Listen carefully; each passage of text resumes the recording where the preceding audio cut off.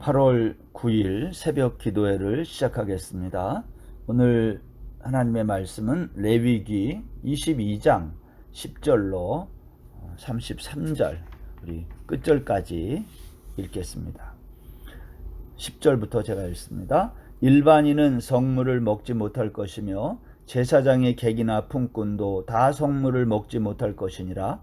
그러나 제사장이 그의 돈으로 어떤 사람을 샀으면 그는 그것을 먹을 것이며 그의 집에서도 출생한 자도 그렇게 하여 그들이 제사장의 음식을 먹을 것이며 제사장의 딸이 일반인에게 출가하였으면 거제의 성물을 먹지 못하되 만일 그가 과부가 되든지 이혼을 당하든지 자식이 없이 그의 친정에 돌아와서 젊었을 때와 같으면 그는 그의 아버지 몫의 음식을 먹을 것이나 일반인은 먹지 못할 것이니라.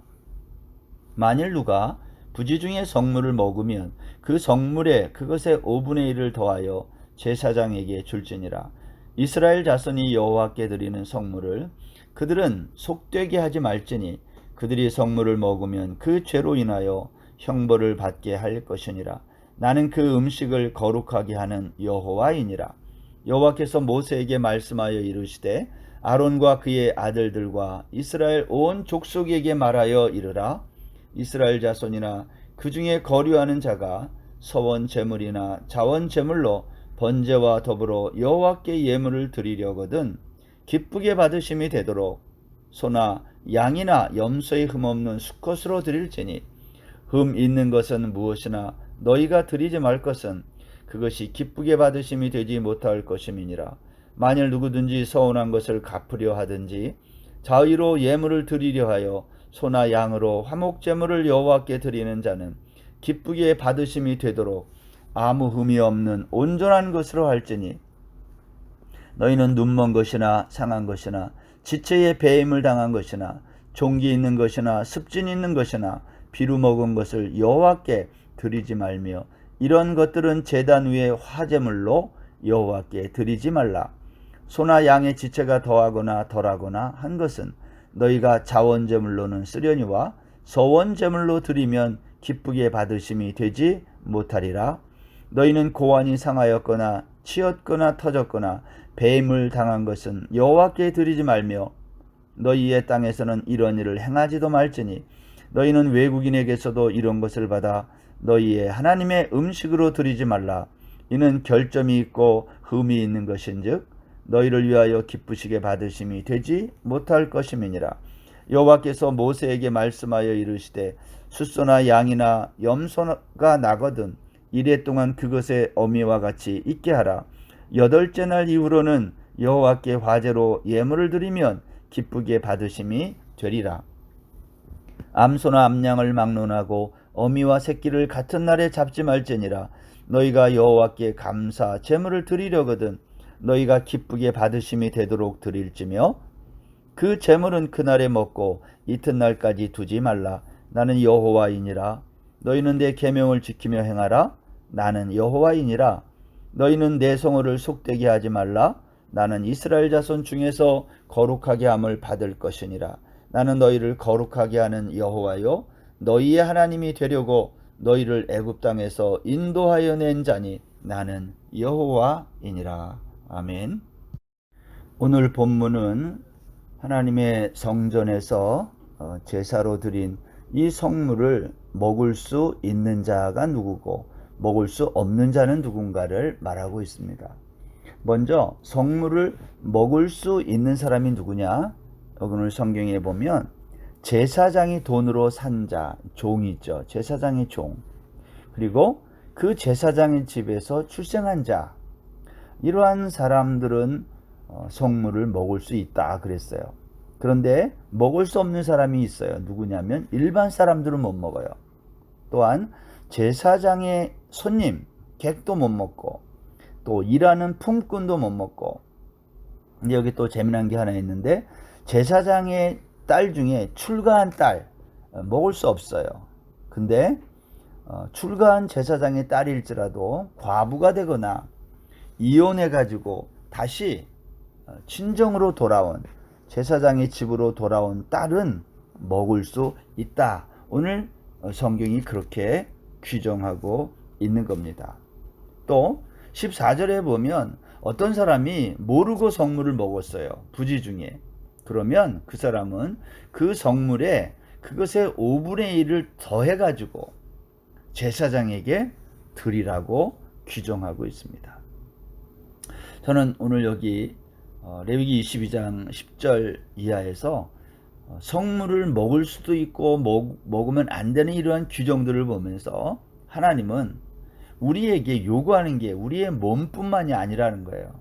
우리가 어제 말씀에서는 우리의 몸을 거룩하게 하기 위해서 제사장들은 시체를 가까이 해서도 안 되고, 예를 들면 몸이 흠이 있어도 안 되고 그렇게 얘기했잖아요. 그게 다 하나님의 거룩 때문인데, 그런데 오늘 이 본문에서는 몸만이 아니라는 거예요.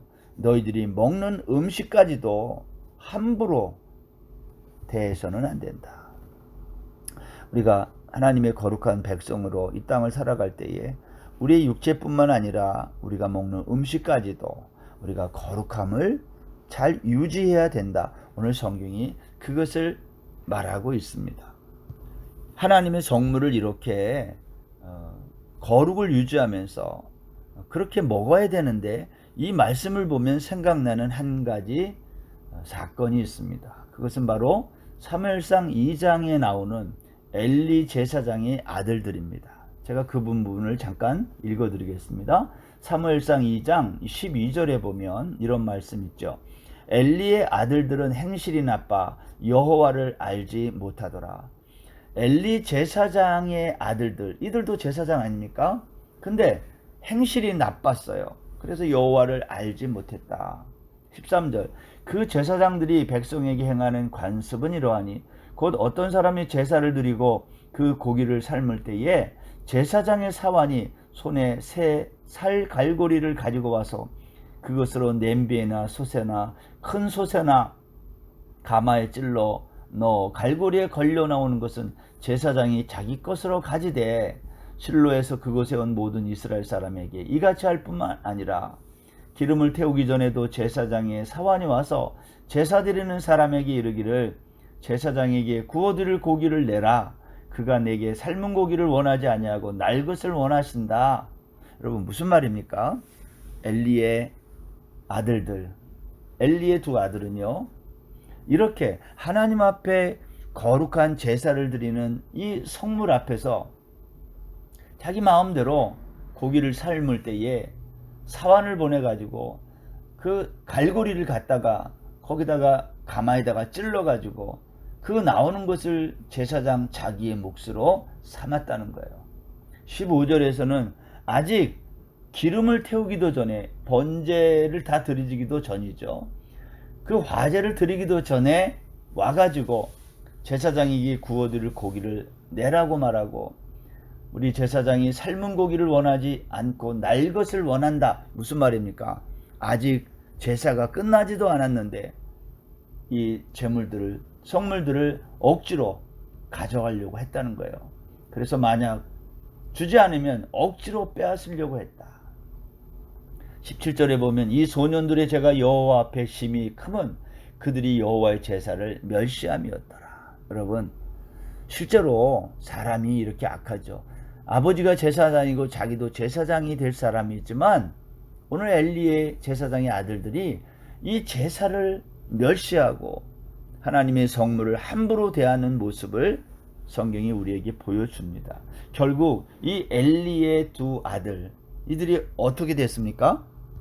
결국 사무엘상 4장에 가면 블레셋과의 전투에 나갔다가 엘리의 두 아들이 죽고 맙니다. 오늘 사무엘상 4장 10절에 보면 이렇게 말씀하고 있죠. 블레셋 사람들이 쳤더니 이스라엘이 패하여 각기 장막으로 도망하였고 살육이 심히 커서 이스라엘 보병이 엎드려진 자가 3만 명이었으며 하나님의 괴는 빼앗겼고 엘리의 두 아들 홈니와 비느하스는 죽임을 당하였더라. 여러분, 엘리의 두 아들 홈니와 비느하스는요, 블레셋과의 전쟁에 나가서 언약궤를 들고 나간 거예요. 언약궤를 들고 나가면 이길 줄로 알았는 거죠. 그러나 블레셋에게 오늘 이스라엘은 패하고 언약궤도 빼앗기고 결국 홈리와 비느하스가 죽임을 당하게 된 거죠. 이것은 하나님이 말씀한 그대로 엘리의 집에 내린 저주 그대로 이루어지게 된 거예요. 사무엘상 2장 마지막 부분에 가면 하나님의 사람이 엘리에게 와가지고 그렇게 저주를 예언하고 가는 거거든요. 결국 하나님의 말씀대로 엘리의 두 아들이 목숨을 잃게 되는 것을 우리가 성경을 통해서 보게 됩니다. 하나님의 성물을 함부로 대하는 것, 이것은 하나님의 거룩에 대한 도전과 같은 거죠. 우리의 삶이 우리의 육체, 신체뿐만 아니라 우리가 먹고 마시고 하는 모두의 생활 속에서도 세상 사람들과는 구별된 삶을 살아야 된다라는 겁니다. 엘리의 집은 결국 하나님의 사람이 예언한 것처럼 환난을 볼 것이고 내 집에 영원토록 노인이 없을 것이다.